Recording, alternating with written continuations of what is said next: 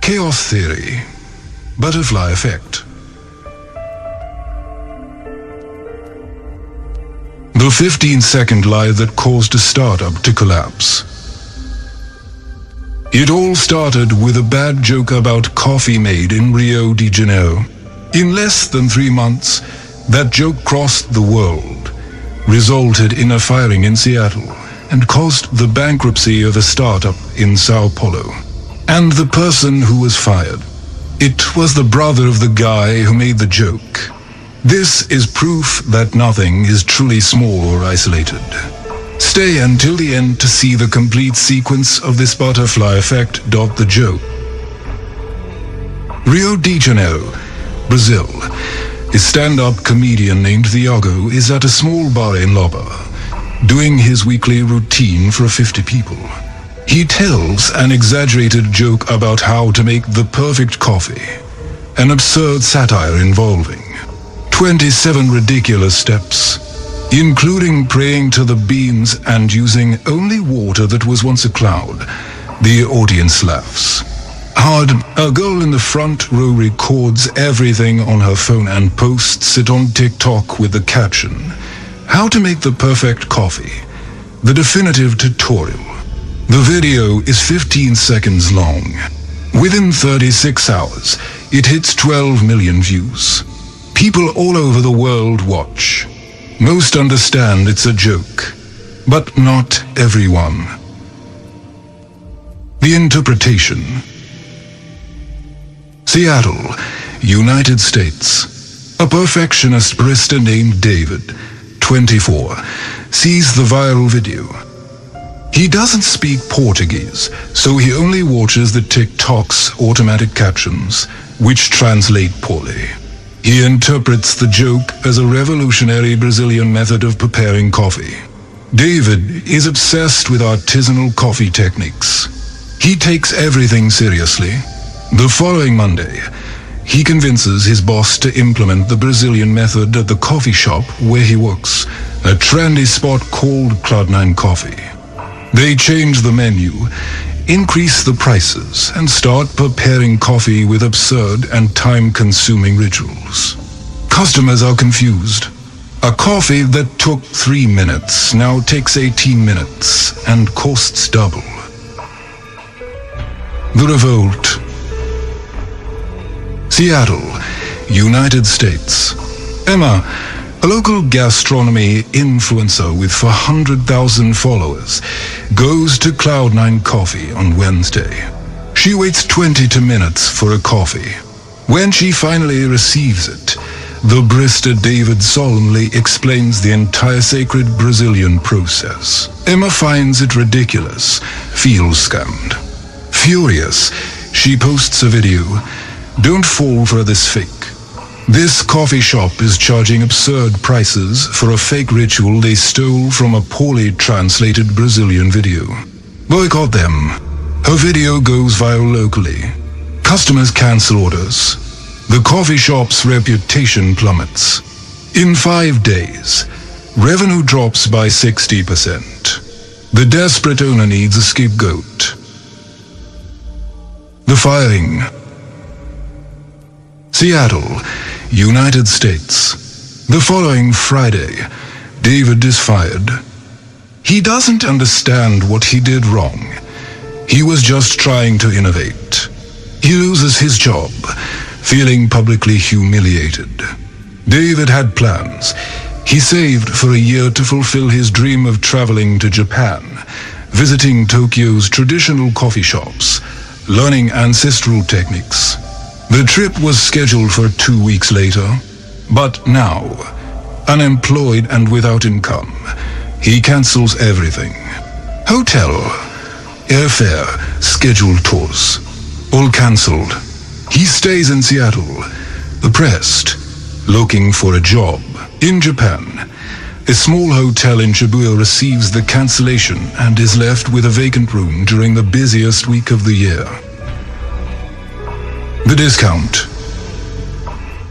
Tokyo, Japan. The Sakura Hotel, a modest but charming establishment in Shibuya, rarely has empty rooms in October. David's cancellation creates a problem, a vacant premium room during the busiest week of the year. The manager, Yuki, decides to offer a last-minute discount on online booking platforms minus 40% off for only 3 days. The offer appears on travel apps for users in the Asia-Pacific region. In Shanghai, China, a businessman named Chen Wei is casually browsing his phone during a boring business lunch. He sees the flash offer. Tokyo was on his list of future trips, but he never found the right time. The discount is irresistible. He books immediately for the following weekend. The flight. Sky over the Pacific Ocean. Chen Wei is on the Shanghai-Tokyo flight, executing his impulsive last-minute trip. In the seat next to him, a 40-year-old German woman named Heike is working on her laptop. She is a venture capital investor specializing in green technology startups. They start a casual conversation. Chen mentions he's developing a revolutionary electronic waste. Recycling technology. Heike is immediately interested. During the 3-hour flight, they discuss business models, financial projections, environmental impact. When the plane lands in Tokyo, Heike is already convinced. She wants to invest 5 million euros in Chen's company. They schedule formal meetings. It's Chen's opportunity of a lifetime. But Heike's capital is limited. To invest these 5 million, she needs to cancel another commitment. The cancellation. Berlin, Germany via video conference. Heike calls her office and gives an order.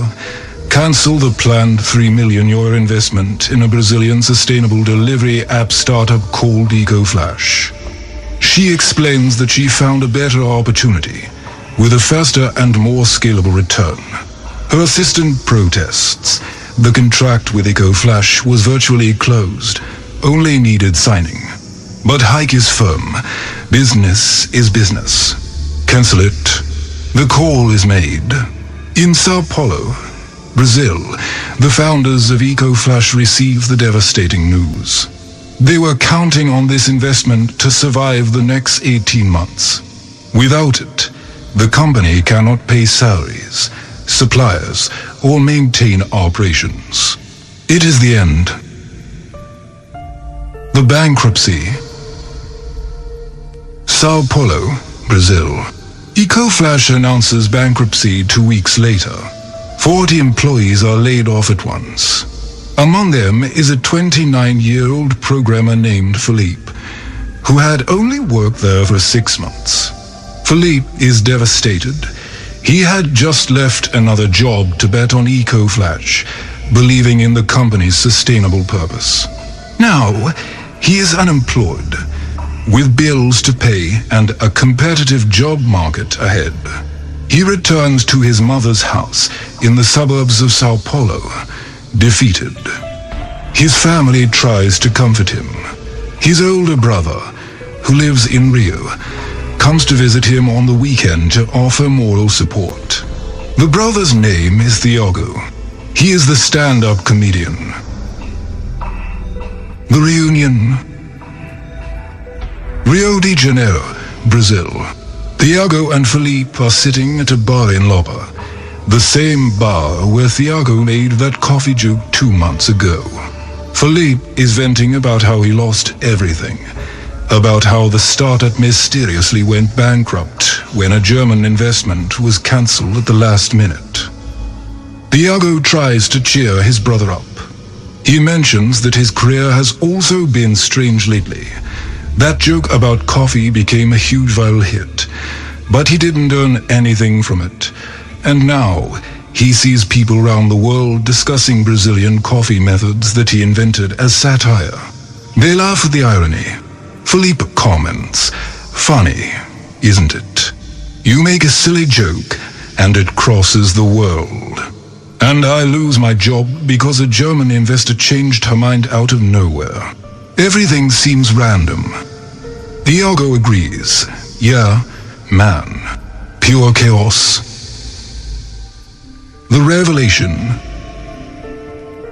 Sao Paulo, Brazil. Weeks later, Philippe is browsing LinkedIn looking for a job when he comes across an article. How a Brazilian viral joke changed the coffee shop market in Seattle. The article details the whole story. Diego's joke. The coffee shop that took it seriously. The influencer who boycotted. The fired barista. Philippe reads fascinated. Then he researches more. He discovers that the fired barista cancelled a trip to Japan. He follows the trail out of journalistic curiosity. He finds mention of a hotel in Tokyo that offered a discount. He finds Chen Wei mentioned in business news about a major German investment in electronic recycling. Then he finds Hike, the investor, and finally connects the dots. Hike cancelled the Eco-Flash investment to fund Chen Wei. Philippe is paralyzed. He grabs his phone and calls Thiago. Man, you won't believe it. I lost my job because of your coffee joke. Full butterfly effect summary. A 15-second joke made in a bar in Rio de Janeiro crossed oceans, changed menus in Seattle, cancelled a trip to Japan, created a new business opportunity in China, redirected millions of euros in Germany, and destroyed a Brazilian startup, proving that in today's connected world, nothing is truly small or isolated. Everything affects everything.